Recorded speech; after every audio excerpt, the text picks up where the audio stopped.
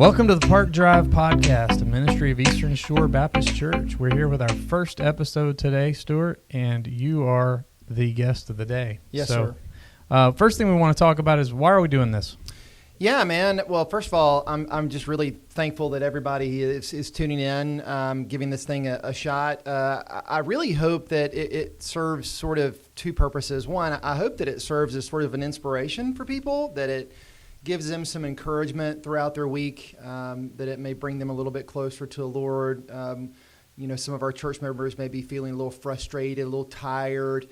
They may tune into this podcast and just hear something that gives them a little special insight, a little special enlightenment, a little extra energy that's derived from God's Word that might encourage them. So that's what I'm hoping. I hope that it will stir something in people, but I also hope that it serves as an opportunity for people just to talk and communicate, hear stories about church members they may not hear otherwise, and really maybe sit some people down that otherwise may never sit down with one another and talk about things that are going on in our world, things that might be going on in our church, issues related to culture, but maybe issues even related to worship. I mean, all kinds of things that we could sit down and talk about. So I hope it's both inspirational and informational as well, and it just brings people together. Yeah.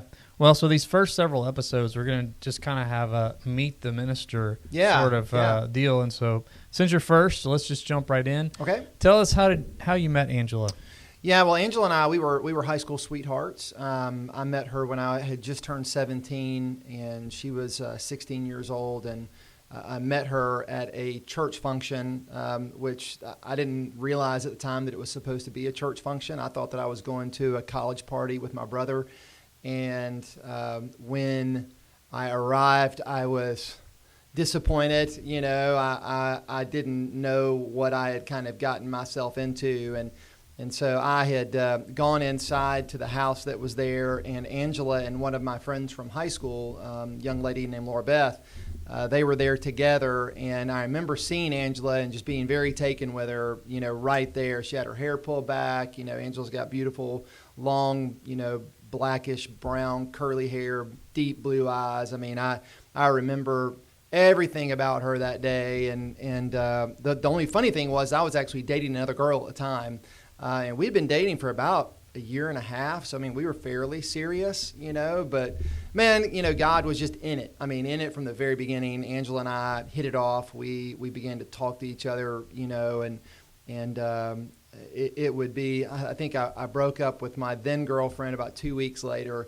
And, here we are now, gosh, I think we're in total relationship about 30 years in total, kind of dating, engaged, married, So, the church has always played a very pivotal role in my life, whether it be, what I do today, my calling, or me meeting Angela at church, but that's how we met. And, we had lots of ups and downs along the way, but, here we are. We've been married 23 years and 3 kids later. Yeah, so tell us about that real quick, the 3 kids. Yeah, I have 3 boys. My oldest son, Jay, is 16, pushing 17. Jack is 13. He turns 14 on April Fool's Day, which is a great birthday for him. Jack's got a great sense of humor, and so I can't imagine a better day for a kid like him to be born. But and Jet is 10, and he has a close birthday to Jack. His birthday is April the 8th. But Jet is adopted, and, we adopted him from China. So he's very easy to spot out because we only have one Chinese person in our church. We only have one Chinese kid in our church. So if you see a Chinese kid in our church, that's my son, Jet. So good deal. Jet's quite a character. He is a character, yes, very much so. Yeah. Well, tell us about how you got to Eastern Shore Baptist. Yeah, it was kind of by accident. I was the student pastor at First Baptist Montgomery, and I was really very happy with what I was doing. I really didn't have any desire to leave or to move away. I knew that God was kind of stirring in me, I guess, maybe preparing me potentially for something, but I didn't really know what it was. And Dale Huff was a member at First Baptist, and he was also on staff at the Alabama State Board of Missions. And he was in charge of minister placement. And he was working with Eastern Shore Baptist at the time, trying to help them craft a profile of the person that they would like to look for, to succeed, Grant Barber, who is a longtime pastor here. And so, Dale was a very kind man. He was a very kind man, and he always, spoke very kindly about my preaching and teaching, and, just always very supportive of my ministry. And he came to me one day and just said, asked me if I would ever consider, serving as a pastor of a church. And it kind of surprised me, to be honest with you. And I told him that I would pray about it and think about it. And he just said, well, in the meantime, do you have a resume? And I didn't have a resume. And so he said, why don't you put together a resume? And, at the end of the day, if the Lord says, no, we want you to stay, well, at least you'll have a resume ready to go. And so I was like, okay. So I did my resume, and Angela and I prayed about it. And, we've always loved this area. We've always thought very highly of this part of the world. We love Baldwin County. And so anyway, we prayed about it and felt the Lord lead us to give it a shot, put our name in the hat, and let's kind of see where the cards fall. And so there are a number of people that were on that committee that are still here today. Boyd Nelson was there. Wayne Sanders was there. David Kurzer was there. So I started talking to the committee, and the rest is kind of history. It was a long process. I mean, I think it took, 5 months, from beginning to end, kind of like your process of getting here. It just seemed lots of twists and turns. But here I am. I've been here now. January will be 13 years. Wow. And so all your other ministry has all been in Alabama as well. I've never been anywhere else but Alabama. Born and bred here. Went to college here, high school here. I've never lived anywhere else but Alabama. I love Alabama. I love the state of Alabama. I hope that God will keep me here. Not only here in Alabama, but I hope God will keep me here at Eastern Shore Baptist Church as well for the duration. Yes, I know you do as well. Yes, I got you. So tell us some of the challenges of working in a church, maybe Eastern Shore Baptist Church. Yeah. Well, gosh, resources are always a challenge, and people will hear resources and they'll automatically equate it with finances, and you could always use more money. Everybody could use more money, whether that be in their job or their home or whatever. But to me, resources really means people. We always need more people. We need more people to serve in various areas, and the committee that we're on a recommendations committee. We call it the SBC Recommendations Committee. And we live in a very interesting world now where, 20 years ago, we would say, come one, come all. We want everybody to serve. Right. And now you have to be a little more guarded. You have to be a little more careful. You have to be a little more discerning, with how people serve, where people serve. You have to give people time, and there's all kinds of checks and balances that come with all that. So, it's striking that balance of, we need you to serve, but we need you to go through. Do it the right way. Jump through some hoops. And it's sad that we live in such a predatory world these days. And so I think that's one of the greatest challenges is the church always has this great need for people and volunteerism, and yet, we have to slow people down sometimes into trying to find that area. But I think the other challenge too is just, I think people on the outside of the church look on the inside, like, let's say, for instance, one of our close friends is Adam Gober. He's in your choir. Adam is a high-powered lawyer, and so is his wife. And I think we sometimes imagine what their world is like. I always think of Michaelin as being sort of Law and Order. She wakes up to the Law and Order song. Yeah, exactly. And she would probably laugh at that and say, yeah, that's not at all what my life is like. And I think sometimes people look at our world and think that we just sort of sit around and have Bible studies all day and sing to one another and hug each other and stuff. And that's not true. I mean, we're human beings and we all have varied personalities, and we step on each other's toes. And yes, we do love one another, obviously, and we try to help one another. But at the same time, there's those challenges when, people lock horns, and you kind of have to walk through that in the most Jesus way you possibly can. And so managing a staff of personalities is both rewarding and challenging all at the same time, and realizing that I also bring my own personality, right. And I'm certainly not above stepping on someone's toes or offending someone or any of those things either. So, I have to be careful, probably more so than anybody else. I have to be very careful. But I think those are some of the. I mean, it's a short show. You know what I mean? So we could go on and on about the challenges, but I think those are some brief ones. Funniest ministry story. Oh gosh, I have so many. It's hard to. I remember one time when I was in youth ministry. So what's really funny for the folks that are watching this show, this is now the third time you and I have done this, and I think I've given you a different story every single time. We had some technical difficulties the first couple times, and so this is going to be really good, right? Now that we've done this 3 times, we sure hope so. I can remember one time I was doing a game, man, and when you're in youth ministry, you do really weird, crazy games, and some of the games and stuff that I did as a youth pastor, I'm thinking, why? Like, what was I thinking? Like one time, we did a Wednesday night game where we had 2 cups. And one cup was filled with hot sauce, and the other cup was empty. And in the cup with hot sauce, there was a straw. And the person had to come and suck the hot sauce through the straw, and then literally transfer the hot sauce from one cup to another via a straw, right? And I thought, I made that game up. I had never seen that game before, and I thought, that's a great game. That'll be hilarious, right?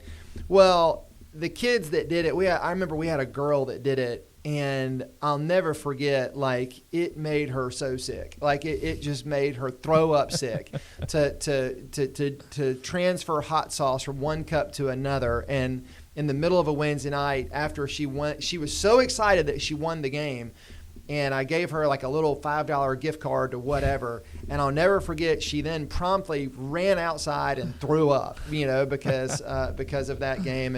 And you remember Chubby Bunny? Oh, yeah. You can't do that anymore, right? Right. Choking hazards and all. So we played Chubby Bunny all the time, and so that was those are funny games that we did. But I did a game at a youth camp one time where we did the camp at a very campy place. There was a lake, and part of one of the games, one of my interns decided he had found 2 dead fish. Big dead fish. And he thought it would be a great idea let's bury the fish and let's let the kids dig it up. And whoever can dig up the dead fish the fastest wins. And I was like, that's a great idea. That's perfect. Yeah. And again, man, awful idea, terrible idea. And we got in so much trouble for that. Parents thought that was just terrible. So, I'm very, Josh Rabin is so much wiser as a student pastor than I ever was. He has not done anything that dumb, in his entire ministry career, and yet I did stuff like that all the time and got me in all kinds of hot water. So it's probably good that I've left student ministry behind, but I've got God had a plan. Yes, God had a plan. Goodness gracious, He sure did. So. Well, speaking of Josh, if you want to get to know Josh better, he's going to be on our next episode. Okay, great. So, yeah, highly recommend it. Well, we're going to take a little break and then just let you share kind of what's going on around Eastern Shore. Okay, great. All right, we'll be right back.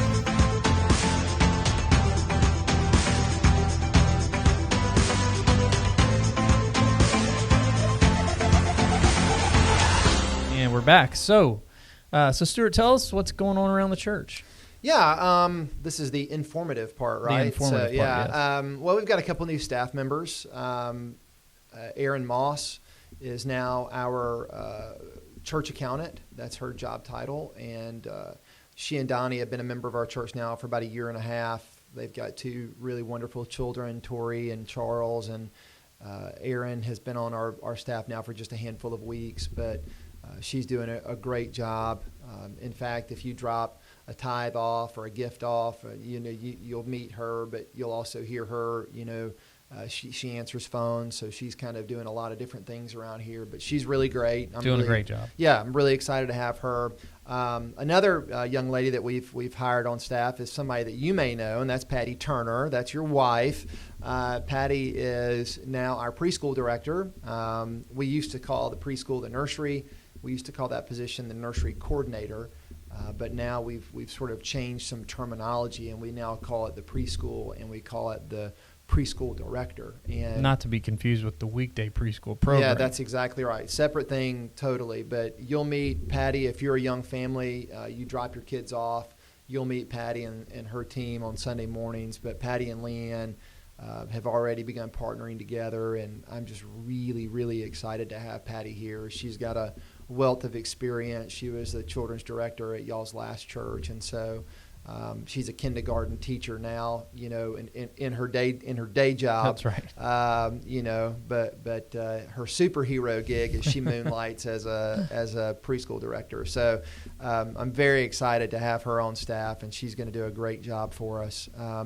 I would say event-wise, probably the biggest event that we've got coming up is going to be the Fall Festival. Leanne puts on every year. That's going to be October 30th, and so our people can go ahead and get excited for that and maybe invite their neighbors and friends if they'd like to do that. I would also say that I have a new sermon series coming up. Right now I'm doing a series called Overcoming Fear. All right. Towards the end of September, we'll start a new sermon series called Family Ties, and it's just all about helping the family grow and stay connected to one another, but also stay connected to Jesus Christ. We're going to talk about the biblical role of men, the biblical role of women, the biblical role of children. We're going to talk about resolving conflict, constructively, how to speak to one another in a kind manner, attacking not the person. We don't want husbands to attack wives, wives attacking. We want people to attack problems and see those problems as opportunities. But Jesus just has so much to say. The Bible has so much to say about the family, and the family is under attack. And That's so I think it's just a great opportunity to spend some time on a Sunday morning really encouraging the family. And regardless of whether or not you're married or you're single, even if you're single, this series is going to encourage you as well. And so I hope that people will really get behind it and start coming. You'll see more advertisements for it here in the coming weeks. Sure, absolutely. We'll get a video out on that. Yeah, absolutely. Well, good deal. So just one more question before we kind of wrap up here. Okay. Tell everybody your most embarrassing moment. Oh man, I can remember a few Easters ago. I was a little bit heavier than I am today. I've lost a touch of weight. But I bought me a pair of seersucker pants. It was actually a seersucker suit, and even when I bought it, it was fitting a little tighter than it normally should have. But it was on an Easter Sunday, and I was down at the altar, and people were joining the church that day. And so I remember a little boy had come to join the church, and I didn't have my jacket on. But anyway, I went out to meet the little boy, kind of halfway. And as I knelt down to greet him, I remember the pants as I knelt down kind of got caught on my knees. And when I knelt down, the pants pulled, and I mean, dude, it split my pants wide open from the back. I mean, just wide open. And I was so mortified. I was so embarrassed because we had so many people here for that Easter service. And so the whole time, for the rest of the service, I was literally just walking backwards, trying not to turn, my backside to the audience, that entire day. So I think that was probably one of the more embarrassing moments, and having to find my jacket and try to cover myself up, but I haven't, thankfully I've not had that problem since, but that would probably be the most recent one, I'd say. Well, that's a memorable one. Yeah, it was memorable. Yeah, sure.